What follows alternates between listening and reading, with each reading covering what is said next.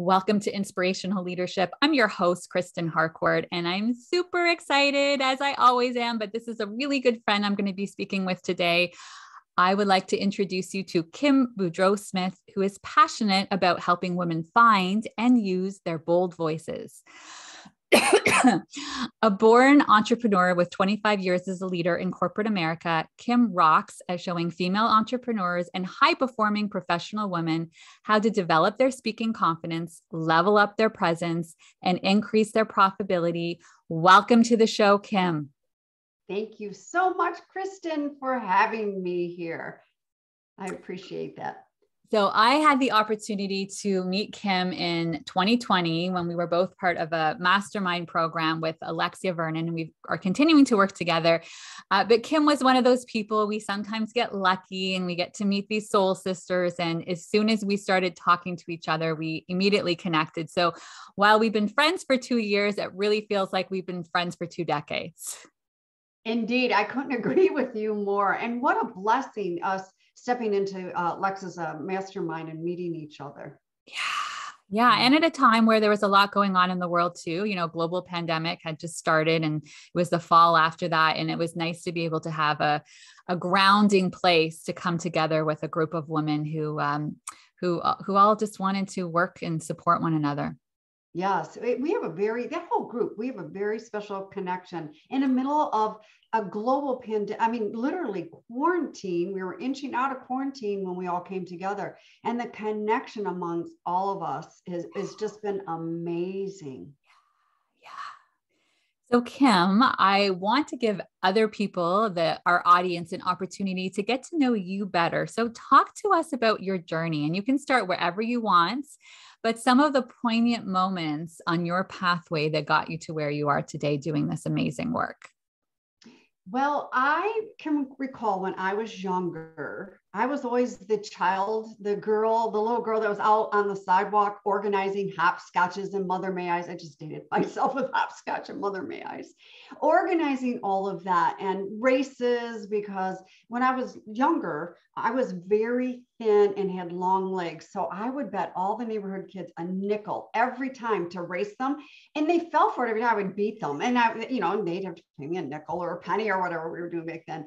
But when I was in the midst of doing all of that, I can recall like my father would open up the door and go, "Lower your voice, Kim, you sound bossy. You have a big mouth," or my mom would say the same thing. Or like when I was in elementary school, when I would in class, when I would start to get a little, the energies would hype up, when kids are going and stuff like that, I would be pulled off to the side. "You have a big mouth, you're bossy, settle it down." So there was that. And so I took that uniform on, so to speak. I wore that like my favorite pair of Athleta yoga pants, those buttery soft pants, and took that into my very, very successful corporate career.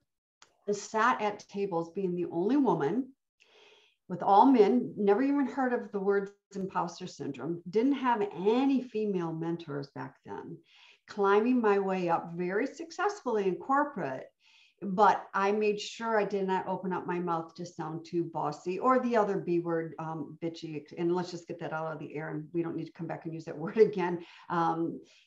That was something where I held myself back and would not speak my truth in corporate. So I crashed. I mean, I would be crashing in bathrooms, tears, not getting everything that I fully desired. So I stepped away from corporate, started my first business. This was, a long time ago, and still was holding myself back. I was living what I felt society as a business owner was supposed to show up. So in other words, I was in hyper desperate mode all the time, wanting the business, gotta work, grinding, pounding, couldn't say this, have to show up this, button up nice and tight and show up a specific way. And it really, it took me down. It really took me down, and just finally had some aha wake up moments. Wow. I mean, unfortunately, it's a story that I hear way too often.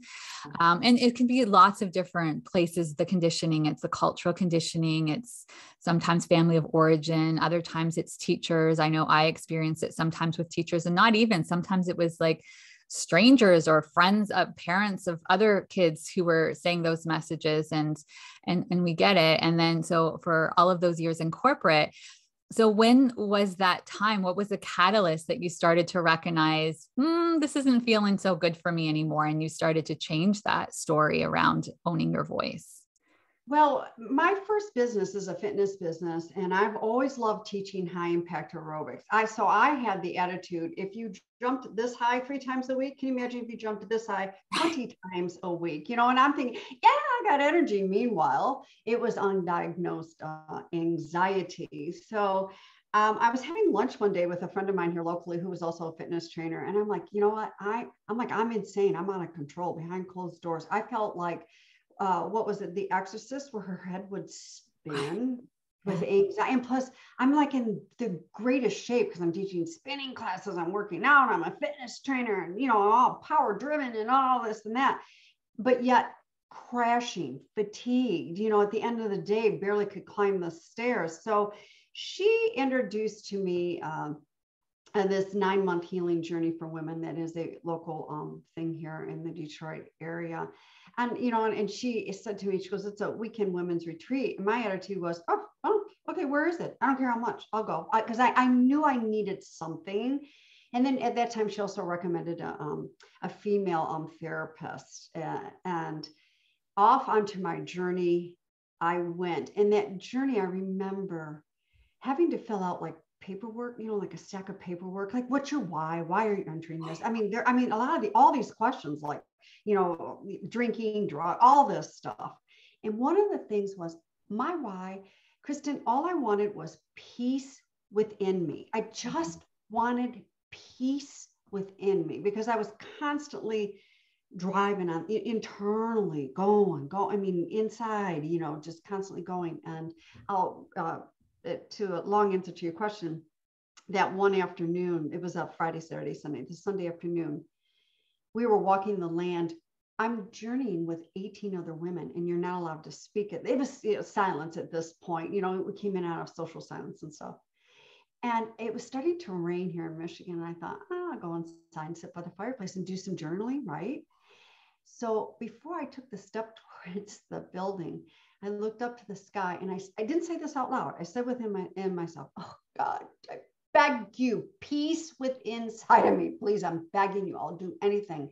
And before I took the step towards the cabin, something caught my eye in the ground, and the ground was half grass, half dirt. So I'm like, it must be a really pretty rock. So I bent over and I took my fingernail to chip this thing out, and it was a peace sign charm.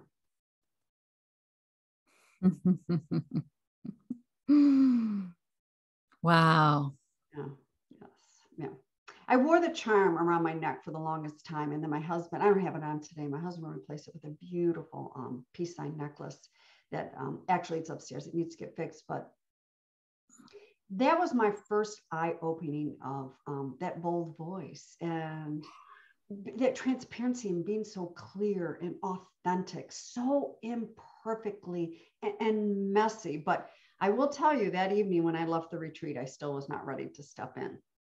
Yeah. Yeah. And I think that's you even just recognizing, I think sometimes it makes it very black and white. It's like, okay, now I need to take all of this action. Sometimes it looks like a lot of different baby steps to get you to that place where you feel comfortable. I like to say, how many years of conditioning did it get you to that place that you're not all of a sudden, most often, I mean, sometimes people just have these moments where it just all shifts, but in general, it's like there was some awareness, the fact that you even were open to seeing that and being able to look at that sign and recognize it's telling you something already shows me that you were open to starting to hear some of those messages that were here for you.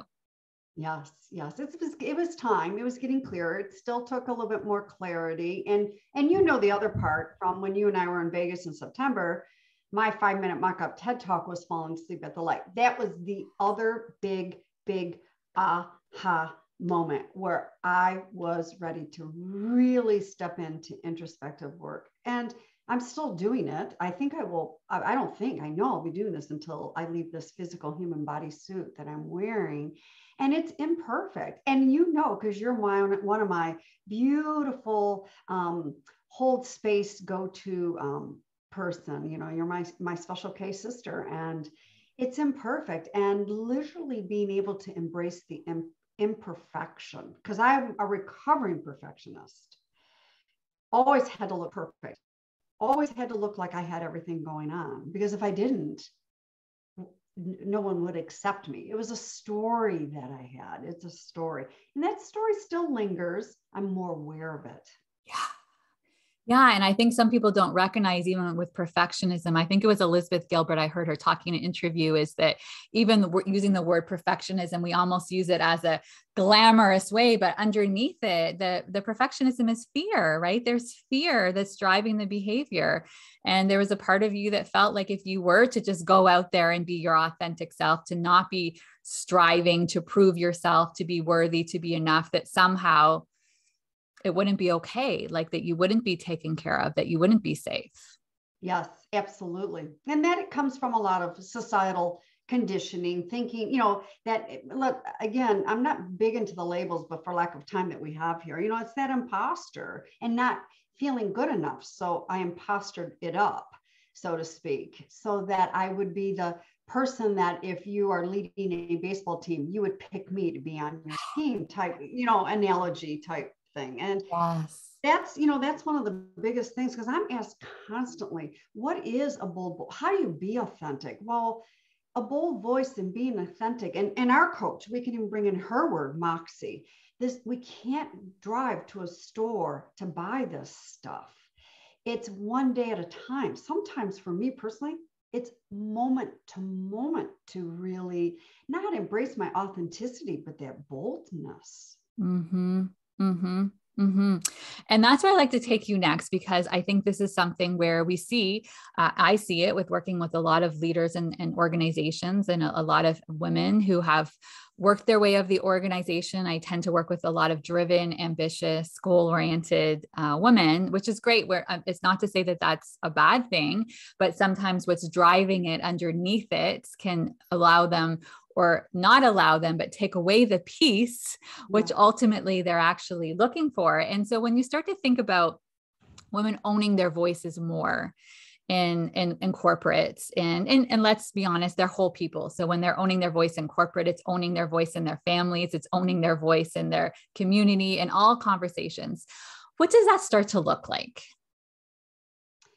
Well, it's such a beautiful, miraculous thing that I personally get to experience when I'm coaching someone like that. And they start to begin to feel safe with themselves. So, and I again, I'm no comparison here, but I know you and I thrive in that sacred environment and holding space for our clients.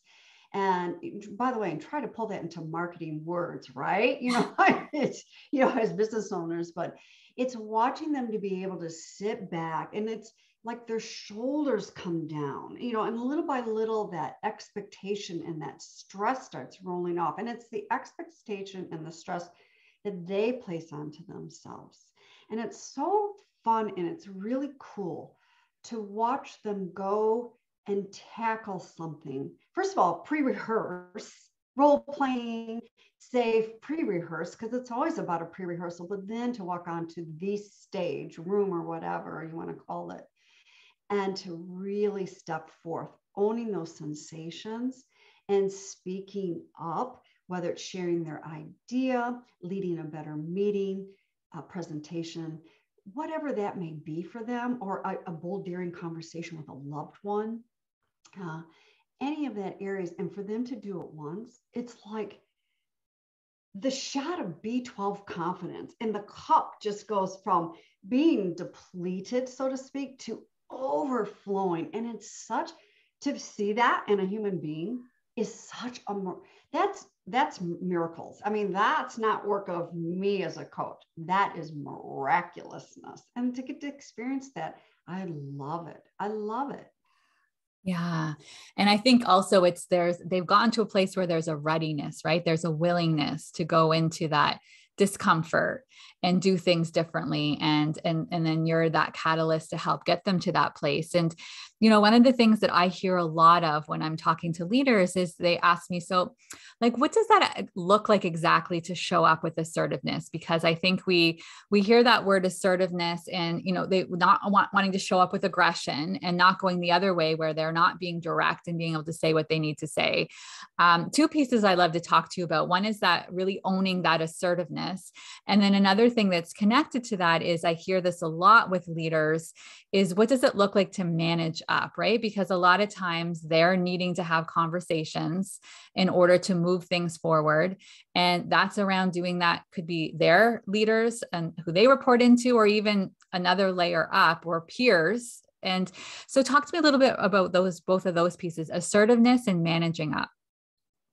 The assertive part, and by the way, assertiveness is one of my favorite words because I don't like the other A word, aggression. And I believe, and let's even just come out of the organizations that you're very much involved in, and that I have both entrepreneurs and organizations.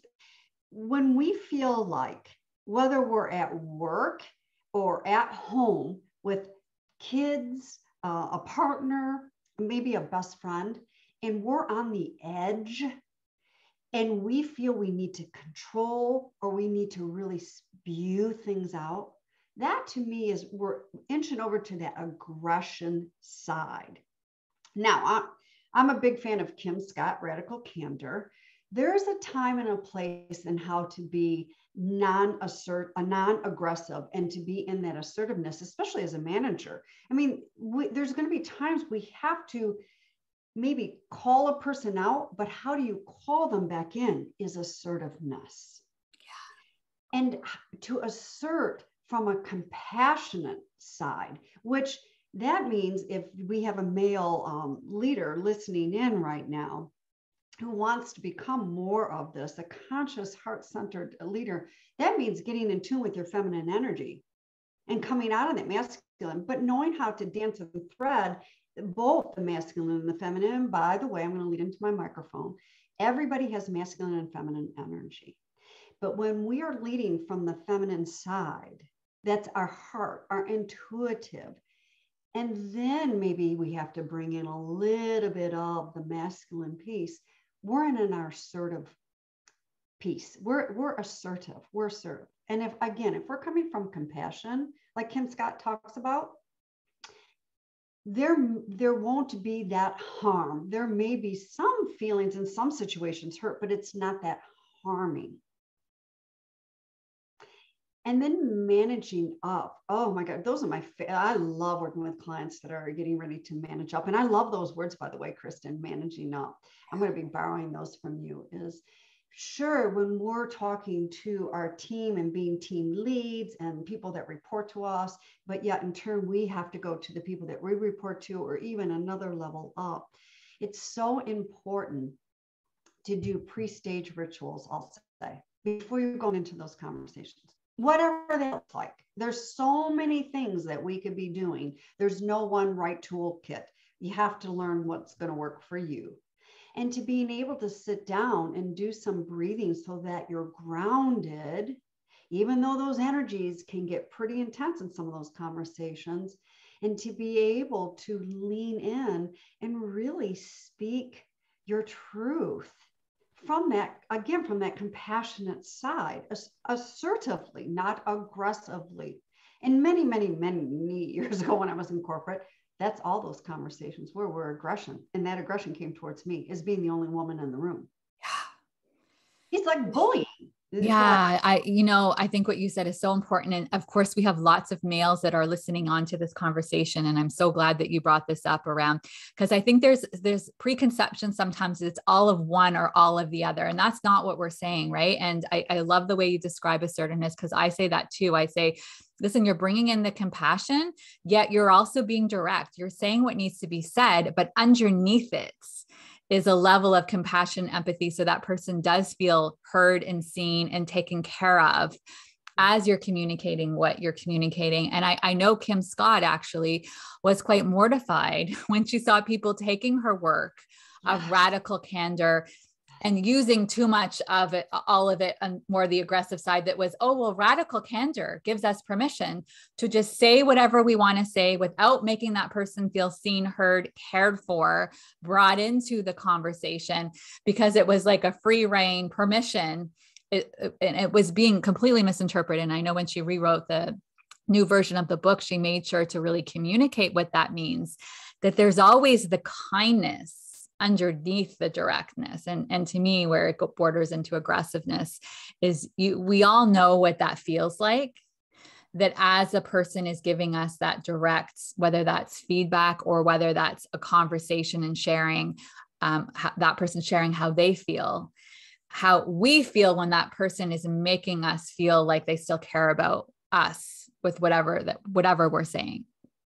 Yes. And, and I just reopened up Kim Scott's book just recently. So this is real fresh on my mind. And you're right. I mean, she will say radical candor is not giving you the entitlement of being a jackass. And she says that in her book. She typed it out, says it multiple times. And she used when she was just really getting into the throes of Silicon Valley in her management role, she had a gentleman working for her and who kept coming up short, but was really good with his reputation and everything. And as a manager, she didn't want to say anything to him. So he would leave the room and she would take his work and fix it for him on top of all her other responsibilities. When it became too much, it was time for her to terminate him. He was blindsided. He's like, I didn't see this coming. So that is, I believe radical candor, especially if you're in management and you are part of termination processes. If you can terminate someone when they walk out, and maybe in the moment, yes, there are some sensations of going on, but an hour or two or a week or two later, that they can look back at that manager and say, I've learned a lot. Thank you so much for doing this. And almost buy that manager flowers. That person did a damn good job in that termination situation. What you're bringing up is so important, because that's about bringing your humanity into it. And unfortunately, over the global pandemic, there's been scenarios over and over that have shown lack of humanity with the way things were being delivered and what's possible. I remember working with a leader who said he was feeling bad about the fact where he's had a couple of different times where he let someone go and he teared up. And I said, never stop doing that. That is the most beautiful thing. That's your humanity. That's the compassion and empathy and connection for that person in front of you. For you to wake up and be having those conversations and to not feel emotion with another human being and having that kind of interaction, I'm concerned if that's not happening. But again, it's the going the other way with it, some of the messaging around toxic masculinity, right? And it was like, well, that's somehow me not being a good leader, that I'm showing emotion. And I said, it's exactly the opposite. And that person, just like you said so beautifully, Kim, they are always going to remember how you made them feel when you had that interaction and they saw those tears in your eyes. And I think my invitation always to everyone, there are going to be times where difficult conversations need to happen. And I think when you gave that example of radical candor, it's also reminding me of some times where leaders they knew there were performance concerns. They kept on trying, they're coaching at different angles over and over again. But ultimately, you can't do the work for that person if you keep on coaching and they're not coachable and they're not willing to do things differently. That's where that assertiveness to keep on doing it and not taking accountability or not telling that person, you know what, I don't think you're the right person for our team. You're actually sending a very clear message to everybody else on that team because you're continuously tolerating that behavior. Yes. And, and I wonder with all of that too, how much that is brought into parenting with children as well. I mean, I'm sure I'm not a parent, but I'm sure there is some of that is implemented. I'll just throw this out here. I mean, it's not a conversation. I'm not a big work-life balance person. I'm going to talk about integration and how we dance things and negotiate. It's like playing chess, but I'm very curious as how that also shows up in parenting styles as well. Absolutely. And I mean, a lot of therapists, you'll hear them say that you're most often in parenting or you're modeling what you saw, or quite often trying to do exact opposite of what you saw. And it's a lot of times it's getting to this equilibrium, right? Finding this harmony. What does it look like to sometimes bring it more to the middle ground when we start to go to either of the extremes?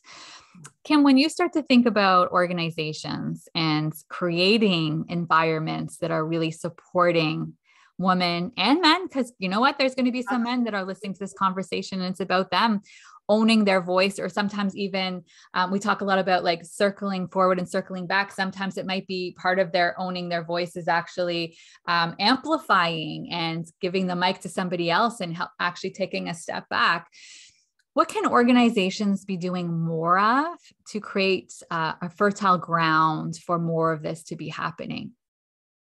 Well, first of all, I do believe there needs to be more safe and sacred environments, open conversations. I know, management levels, they've got it coming at them every which way, but loose. And sometimes they're human, these are human beings, and sometimes there can be a slip. But what I would love to see management sit down with teams and say, hey, just how is it going? Number one. And number two, especially for men, because we are, and it's still a very male dominated industry in corporations and organizations, is these men, yes, need to not quiet it down, but maybe pull it back and, like you said, hand the mic. Not necessarily pull a chair out for a woman to sit next to, because you know what? We are capable of pulling our chairs out, but how about sitting down and going, I'm not going to move any further until we talk about this, and pointing to their female counterpart or their female team lead or the female on their team.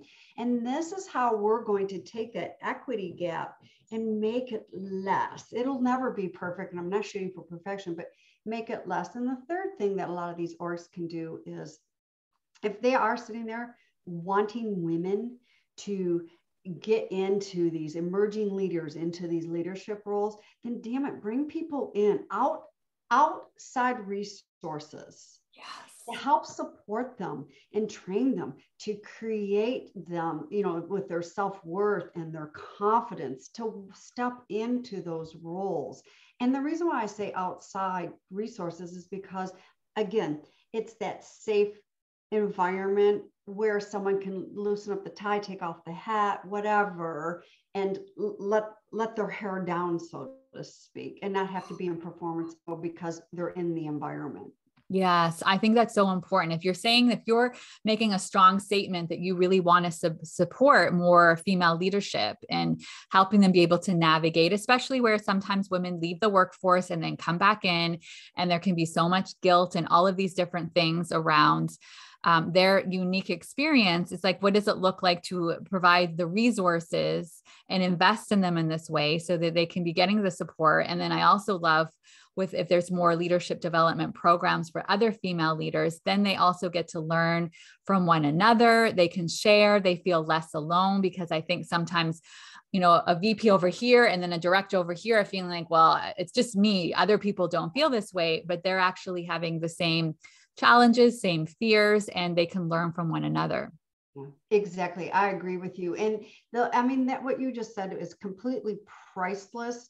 And I would love to see this completely removed, is so people, especially men too, are not feeling alone, whether it's like, exec VP over here, director over here, whatever the case may be, having those groups where they can come together and, again, let their hair down and, hey, did you think about this? And how about that? Just that supporting environment, because I know, the analogy is, the expression is, it's lonely at the top. Well, not really. It's what society has pounded into our heads when we are CEOs of companies and VPs and stuff. We take that on from that story that's been put out there. It is lonely at the top. And, and for women, I believe it can be very lonely at the top because, again, we are supposed to be showing up a specific way. Yeah. Yeah. And I'm such a big believer of community and having trusted people that you can share experiences with and get feedback. And it's making me think, as we're talking about this one, that I see a lot as well when it comes to negotiating whether that's negotiating in an interview and for a position, whether that's negotiating you're already in and you're being promoted, whether that's negotiating for, I have some leaders, I'm like, you should be going in there negotiating to get your coaching paid for. Like, in order for you to be able to be set up for success and support teams where you sometimes have $10 million budget, it's a good investment. And it's interesting where I've even had the difference between men and women, and hearing what the man has negotiated for in his interview process and what the female has negotiated for, which is sometimes nothing, just like, oh, this all looks great. And I also explained that sometimes negotiating isn't just about the salary. It can be negotiating for more time off. It can be negotiating for having a month off every 2 years and taking a sabbatical. There's lots of different ways you can be negotiating. How can women, and again, this is an inclusive environment and there's going to be some men who relate to this as well, how can they set themselves up for more negotiating for what they deserve? It's a great question. Just recently, my husband's company brought in a gentleman to talk about the art, I think it was the art of negotiation. And so my husband, Steve, came home and goes, I want to share this with you. And it was a good presentation. It showed me the slide deck and everything, because that was their takeaway and stuff. This gentleman said, there's only one winner in negotiations, and that is not true. A negotiation walks away with, it is a twofold. It is a win-win situation.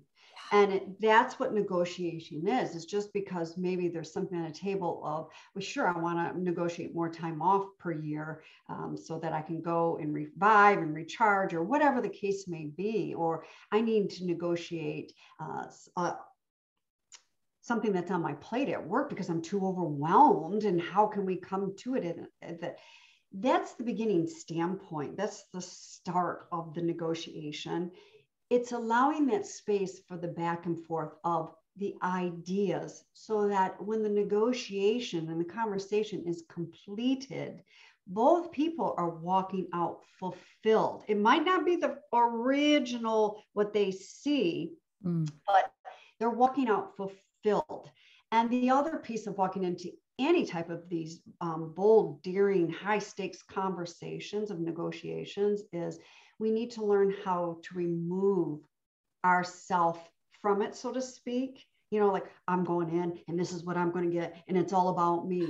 No, it's a two-way, it's a dance, it's a give and take. And the goal is for both people to be walking out feeling very fulfilled.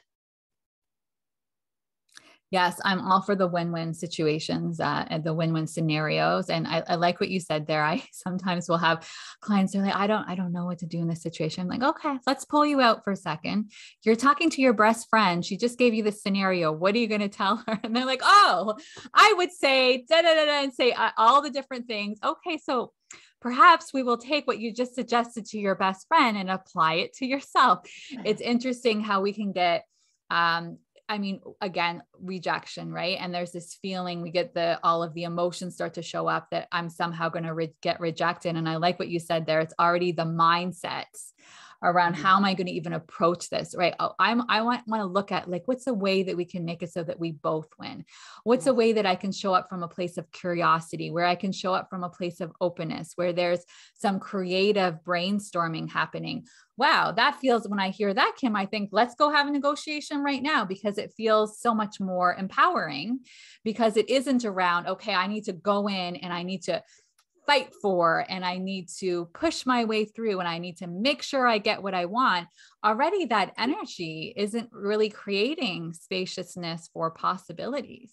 No, it's just starting to shut things down. And then again, we're bringing in that inner critic, that mindset of that drudgery and that baggage before we even get to the conversation. And then I promise everybody that is listening, whether you think you have that managed or not, especially if you do not, it will come out some way or another, whether it comes through our pores, whether it's something in a word or two, whether it's our body languaging, and that brings the energy into that conversation, into the room. And then two people walk out and they haven't reached that negotiation of that fulfillment fulfillment that win together. Yeah. Yeah. Just even setting an intention before you go into that and being open. So, Kim, I knew that this conversation would go by really quickly. As we start to wrap up, a couple of things. One is I like to give people an opportunity to leave a final thoughts. But even before we get into the final thoughts, and this might be connected depending on where you go, women who are listening to this conversation, if you could wave a magic wand and give them what you want to give them in terms of helping them to really to step into that voice, what do you want to offer to them? Gosh, my final words here with in fact, it's funny you say that because I do have a magic wand I use with clients here on my desk. Here's from the bottom of my heart and all hearts of hearts is knowing that you are more than just okay in this moment. You are wonderful in this moment, and keep drinking from that cup of increasing the self-worth and the confidence, and that what you bring to any room, stage, table, whatever you want to call it, is worthy. We need to hear this. Even though you may say it and you don't think anyone is listening, trust me, people are listening. But we have to have ourselves managed, not controlled, not handled, managed to be able to go in to environments like that to really say how it is. Yeah, so important. Such wise, wise words, Kim. Where can people learn more about you and your work? Well, you can connect with me on LinkedIn at Kim Boudreau Smith, Boudreau Smith, or you can hop on over to my website at kimbsmith.com. Amazing. Thank you, my friend, so much for being here today. Thanks for having me. And for everybody, wherever you are in the world, good morning, good afternoon, good evening. We're sending tons of love. Bye-bye.